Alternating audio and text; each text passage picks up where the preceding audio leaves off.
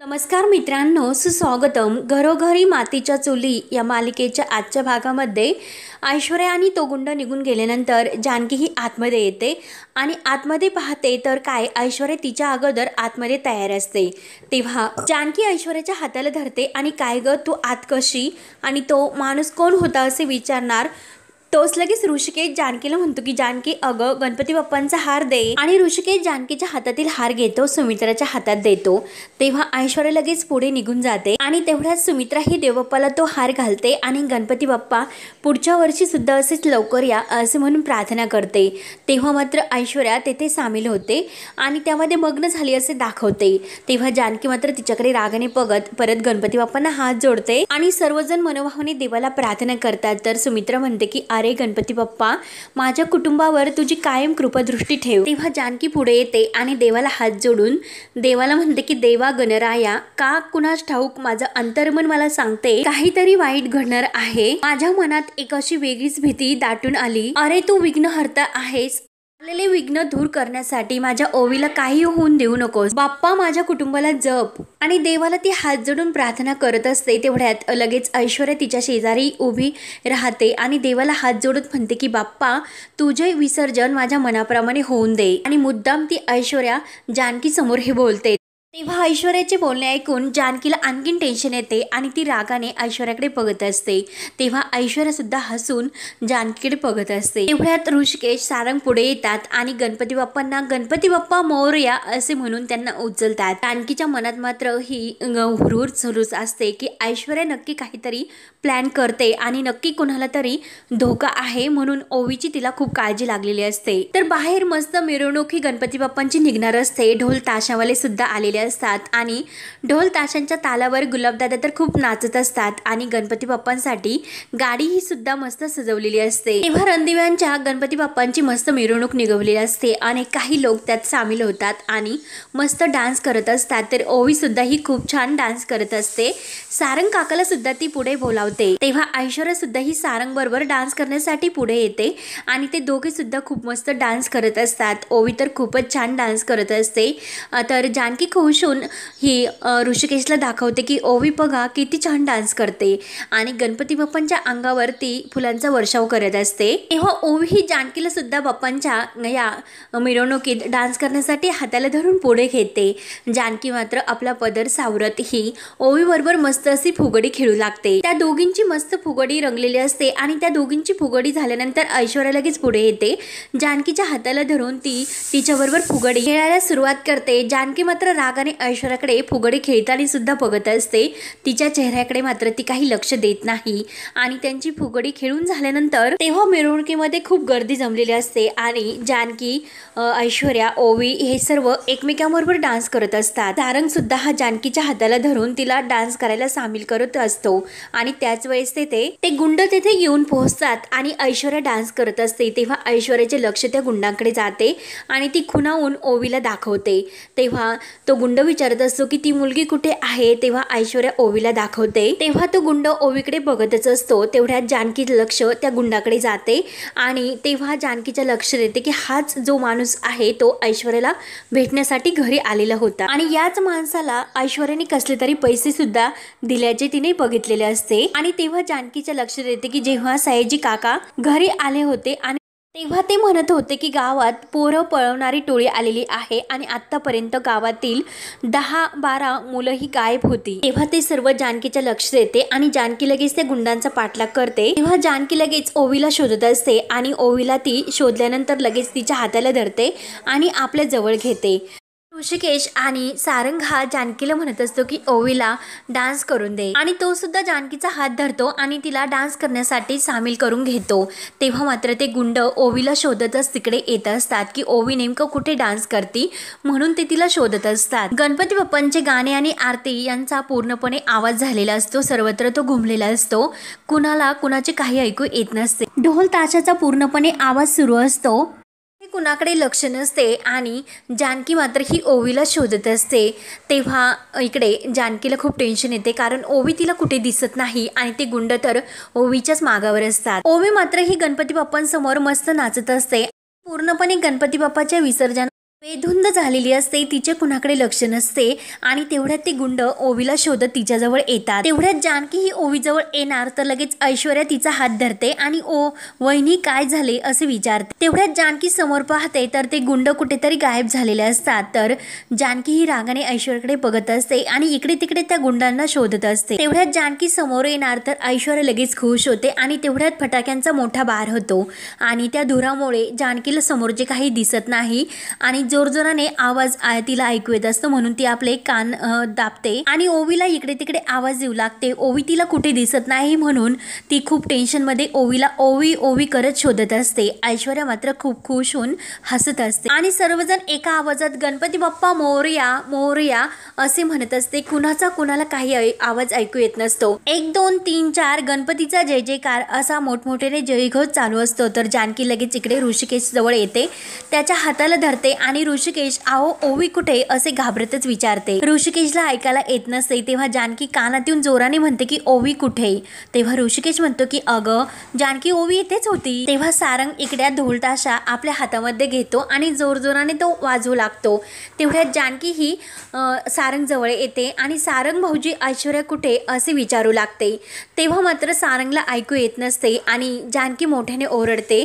तेव्हा सारंग म्हणतो की ऐश्वर्या तर इथेच होती आणि तेवढ्याच सारंगच्या लक्षात येते की ऐश्वर्या घरी गेलेली आहे, म्हणून लगेच ऐश्वर्या घरी गेली असे सांगतो। तर जानकीला खूप टेन्शन येते आणि जानकी लगेच खूप घाबरते आणि घाईने लगेच ती घरी निघून येते।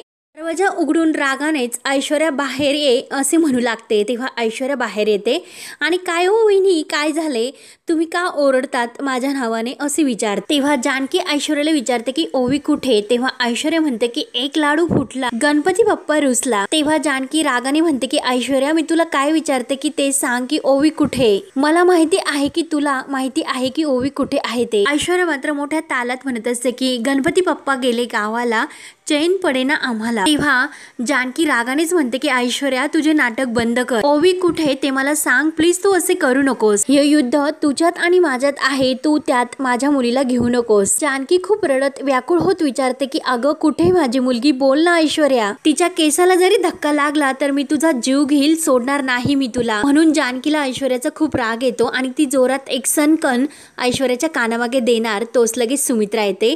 सुमित्रा जानकीचा हात धरते आणि जानकी बाद झाले म्हणून जानकीला अडवते। तर सुमित्रा रागाने जानकीकडे बघत असते। तेव्हा जानकी रडतच सुमित्राला म्हणते की आई प्लीज तुम्ही हिला पाठीशी घालू नका, तुम्हाला माहिती नाही की ही कशी आहे ते।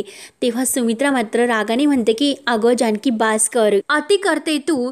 तेव्हा जानकी म्हणते की नाही आई, ओवी सापडत नाही, आपली ओवी हरवली त्याला ही ऐश्वर्या जबाबदार आहे। गणपतीच्या मिरवणुकीमध्ये ओवी अचानक गायब झाली म्हणून जानकी हे सर्व सांगत खूप रडत असते। मी ओवीला अख्ख्या गावभर शोधले परंतु ओवी काही मला सापडली नाही, परंतु इनेच हा प्लॅन केलेला आहे, दिसते तशी नाही। म्हणून जानकी ही ऐश्वर्यावर धावून जाते। तर सुमित्रा म्हणते की बास कर जानकी, बास जानकी असे म्हणून ती ओवीला आवाज देत असते की ओवी अगं बाळा बाहेर ये। तेवढ्यात ओवी बाहेर येते आणि जानकीला म्हणते की आई आणि प्रेमाने दोघी एकमेकींना भेटतात। तेव्हा जानकी खूप रडत ओवीच्या चेहऱ्यावरून तोंडावरून प्रेमाचा हात फिरवते आणि ओवी बाळा तू कुठे होतीस म्हणून ओवीला जवळ घेऊन ती खूप रडत असते। जानकी ओवीला म्हणत असते की कुठे होती बाळा तू, अगं मी तुला किती शोधले आणि तुला सांगितले होते की आईचा हात सोडून कुठे जायचे नाही म्हणून, मी तुला बजावले होते तरी सुद्धा बाळा तू कुठे गेली होतीस, अख्ख्या गावात मी तुला शोधले, तू कुठे होतीस, तुला काही झाले नाही ना, तू ठीक तर आहे ना, कुठे गेली होती असे विचारत असताना ओवी म्हणते की अगं आई सर्वजण जेव्हा मिरवणुकीत नाचत होते तेव्हा तिकडे कुणाचे तरी पैसे पडले होते, त्याच्यावर कुणाचा पाय पडू नये म्हणून ते पैसे उचलण्यासाठी मी तिकडे गेले आणि तेवढ्यात तिकडे 2 माणसं आलीत आणि जे ऐश्वर्याने पाठवलेले माणसं असतात तर ते माणसं ओवीजवळ येतात आणि ओवीला म्हणतात की हे बघ बेटा तुला मी चॉकलेट आणली। तेव्हा ओवी त्यांना म्हणत असते की मला चॉकलेट नकोय। तर तो माणूस म्हणत असतो की का ग तुला चॉकलेट नाही आवडत का, आणि ती जोरजोराने ओरडत म्हणते की हे चॉकलेट मला नकोय। तेव्हा तो माणूस म्हणत असतो की अगं मग हे चॉकलेट तुझ्यासाठी आणले, हे चॉकलेट कोण खाणार, आणि चल आपण तिकडे जाऊन हे चॉकलेट खाऊयात। म्हणून ते ओवीचा हात धरून तिला ओढत असतात परंतु ओवी त्यांच्या हातातून हात निसटण्याचा प्रयत्न करत जानकी आणि तिच्या ऋषिकेश बाबांना आवाज देत असते आणि तेवढ्यात तेथे ऐश्वर्या येते। ऐश्वर्यात मुद्दाम ओवी देखत म्हणत असते की हात सोड तू तिचा। तेव्हा तो गुंड म्हणतो की नाही सोडणार। तेव्हा ऐश्वर्या म्हणते की हात सोड, कारण हा सर्व ऐश्वर्याचाच प्लॅन असतो आणि तिने ते गुंडांना समजलेला असतो। तेव्हा मात्र ती सनकन एक त्या गुंडाच्या कानामागे देते, कारण हे सर्व तिला ओवीला दाखवायचे असते की तिनेच गुंडांच्या तावडीतून ओवीला वाचवले असे सर्वांसमोर तिला दाखवायचे असताना तर ती त्या गुंडांच्या एक कानामागे दिल्यानंतर ओवी लगेच तिला चक्क घट्ट मिठी मारते। तेव्हा ऐश्वर्या मुद्दाम ओवीला म्हणते की ठीक आहे ना बाळा तू। तेव्हा ओवी म्हणते की ऐश्वर्या आंटी खरंच मला खूप भीती वाटते, आणि तेव्हा ऐश्वर्या ओवीला घरी घेऊन येते। हे सर्व ती जानकीला जेव्हा सांगते तर जानकी तिच्याकडे बघत असते। ओवी सांगते की आई ही ऐश्वर्या आंटी मध्ये पडली आणि ती मला वाचून येते व्यवस्थित घेऊन आली। तेव्हा ओवी कान पकडत जानकीला म्हणते की आई माझी चूक झाली, सॉरी, मी तुझा हात सोडून जायला नको होते। तेव्हा जानकीच्या जीवात जीव येतो आणि जानकी पुन्हा ओवीला रडतच आपल्या मिठीत घेते। तेव्हा सुमित्रा रागाने ओवीला म्हणते की बाळा तू आतमध्ये जा, परंतु ओवी आतमध्ये गेल्यानंतर सुमित्रा मात्र जानकीवर रागावते आणि जानकीला म्हणते की बघितलेस का जानकी, अगं जिने तुझ्या मुलीला वाचवले आणि सुखरूप ती तुझ्या मुलीला घरी घेऊन आली, तू तर आज तिच्यावरच हात उगारला। गुंडांच्या तावडीतून तुझ्या मुलीला तिने सोडवले। एकदा जर डोळ्यावर चुकीचा चष्मा जर चढवला तेव्हा सगळं जग हे चुकीचे दिसायला सुरुवात होते। आज मात्र तू हद्द गाठलीस, तुझ्याकडून अशी अपेक्षा नव्हती। जावाजावामध्ये कुरबुर असेल, पण आज तू ऐश्वर्यावर हात उगारलास। अगं जिने तुझ्या मुलीला गुंडांच्या तावडीतून वाचवले त्याच्यावरच आज तू हात उचलला। तेव्हा जानकी आपले डोळे पुसते आणि आई मी तुम्हाला सांगते की काय झाले ते। तेव्हा सुमित्रा म्हणते की बास्कर जानकी, आता एकही शब्द बोलू नकोस, माझी तुझ्याकडून ही अपेक्षा नव्हतीच। आता तू फार बदललेली आहे आणि आता मला असे वाटतं की आमच्यापेक्षा तू जास्त मनावर घेतलेस। सावत्र असणं हे शब्द ऐकल्यानंतर जानकीला मात्र खूप मोठा धक्का बसतो आणि ऐश्वर्याच्या अगदी मनासारखे होते। तर सुमित्रा जानकीकडे बघत लगेच रागाने आतमध्ये निघून जाते।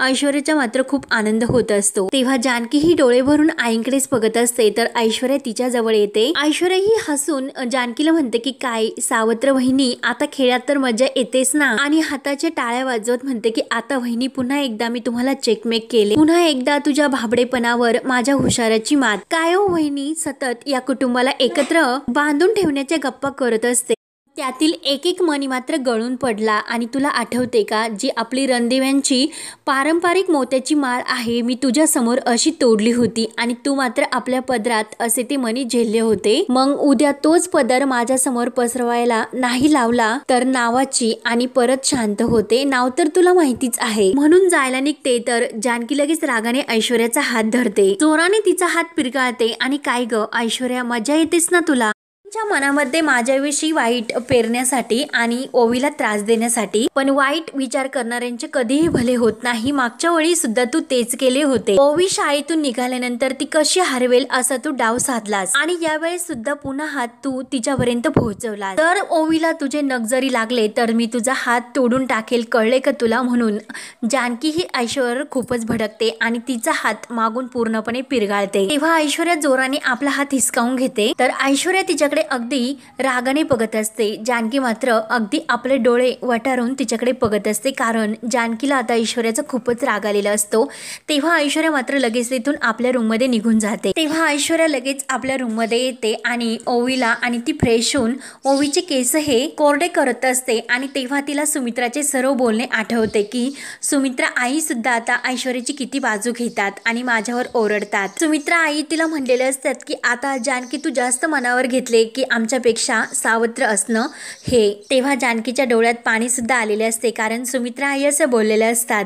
तेव्हा ओवी लगेच म्हणते की अगं आई तू का रडतेस, तर जानकी लगेच आपल्या डोळ्यातील पाणी पुसते आणि नाही ग बाळा माझ्या डोळ्यात काहीतरी गेले होते। तर ओवी म्हणते की नाही आई मला माहिती आहे की तू रडतेस, आई तुला माझ्यामुळे खरंच खूप त्रास झाला ग, मी तुझा हात सोडून जायला नको होते, आणि कान पकडून ओवी तिला सॉरी म्हणते। तेव्हा जानकी म्हणते की नाही बाळा तुझी चूक नव्हती, ऐश्वर्या आंटी तुला वाचवण्यासाठी आली होती ना।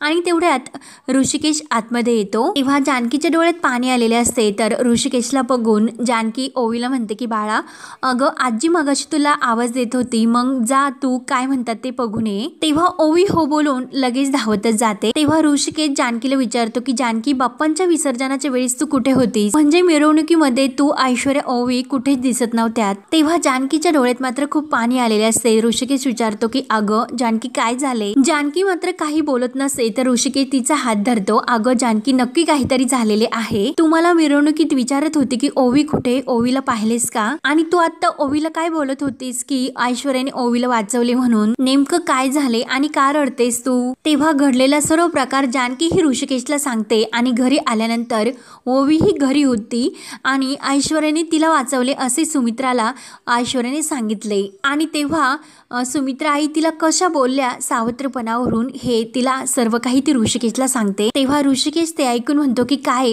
जानकी, अगं हे सर्व किती भयानक आहे. मुलांवरून रडवणं आणि आपल्या फायद्यासाठी त्यांचं प्याद म्हणून वापर करून घेणे. अजून कोणत्या थराला जाऊन ती तुला त्रास देणार आहे? तेव्हा जानकी म्हणते की नाही, मला ऐश्वर्याच्या त्रासापेक्षा आईंचं बोलणं जरा जास्त मनाला लागते. मला ते बोलणे ऐकून खूप वाईट वाटते. ऋषिकेश, आईने आतापर्यंत कधीही असा हात माझा धरलेला नव्हता. मी आईंच्या डोळ्यात पाहिले तेव्हा मला समजले की आईंच्या डोळ्यात मला माझ्याविषयी तिरस्कार दिसला, एक असा परकेपणा दिसला. ऐश्वर्याने आईमधील सासू पुन्हा एकदा जागी केली. मी माझ्या परीने पूर्ण प्रॉब्लेम ही दूर लोटण्याचा प्रयत्न करते, पण त्याने गैरसमज हे खूप वाढतच चालले. मग तुम्हीच सांगा की मी काय करू? सतत मनामध्ये एक भीती असते की आपल्या हातून काहीतरी एक निष्ठच चालले. आई आणि माझ्यामध्ये दुरावा निर्माण होतोय आणि आई माझ्यापासून दूर गेलेल्या मला ते सहन नाही होणार. ऋषिकेश, मला फक्त माझ्या आई हवे आहेत. पुन्हा एकदा ऋषिकेश, मला पोरकं नाही व्हायचे. तेव्हा ऋषिकेश म्हणतो की नाही जानकी, असे काही होणार नाही. तेव्हा तो जानकीच्या डोळ्यातील पाणी पुसतो आणि तू शांत हो, डोक्यात नको ते विचार आणू नकोस. अगं जानकी, आई आणि तुझ्या नात्याचा धागा अगदी घट्ट आहे. मग त्या धाग्यात जर कोणी गाठी मारत असेल तर त्या व्यक्तीला वेळेतच आपण दूर केले पाहिजे. तेव्हा जानकी म्हणते की हो, तुम्ही जे बोलतात ते अगदी बरोबर आहे. खरं तर चूक माझीच आहे. मी ऐश्वर्याला माझ्या इमोशन्स बरोबर, माझ्या फिलिंग्स बरोबर मी तिला खेळून दिले. पण आता नाही, आता यापुढे मी खूप सावध राहणार आहे. पण आता जो प्रॉब्लेम झाला आहे त्यातून कसा मार्ग काढू? ऑलरेडी आईंनी माझ्याबद्दल गैरसमज करून घेतलाय आणि त्या माझ्यावर खूप चिडल्या सुद्धा. त्यांची मी मनधरणी कशी करू असे ती ऋषिकेशला रडतच विचारत असते. तेव्हा हा भाग येथे संपतो. पुढील भागामध्ये मित्राचा 60वा वाढदिवस असतो. तेव्हा जानकी खुशून म्हणते की आईंचा 60वा वाढदिवस आहे. तेव्हा मात्र सुमित्रा हे सर्व जानकीचे ऐकून खूप खुश होते आणि प्रेमाने तिच्या चेहऱ्यावरून हात फिरवते की अगं जानकी, तू इतके घर सांभाळते, सर्व काही लक्षात ठेवते, तरी सुद्धा तुझ्या लक्षात माझा वाढदिवस केव्हा असतो हे तुला लक्षात राहते. खरंच किती गुणाची आहे ग तू.